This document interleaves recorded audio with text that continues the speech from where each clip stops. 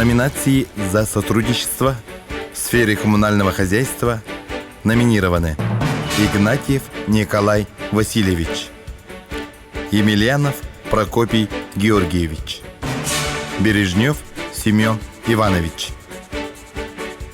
Диплом второй степени в номинации за сотрудничество в сфере коммунального хозяйства по итогам 2020 года вручается Бережневу Семену Ивановичу, директору Общества с ограниченной ответственностью ЭйГе.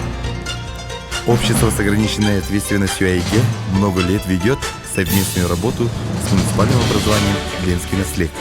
В 2020 году в сфере жилищно-коммунальных услуг велась активная работа по развитию эстетического вида села Намцы и по организации в управлении сбора вывозки твердых бытовых отходов, а также за совместную работу в сфере предоставления услуг населению центральной бани села Намцы.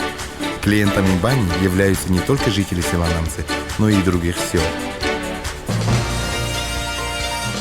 Диплом первой степени в номинации за сотрудничество в сфере коммунального хозяйства по итогам 2020 года вручается Емельянову Прокопию Георгиевичу, директору Общества с ограниченной ответственностью «ЭРЕЛЬ».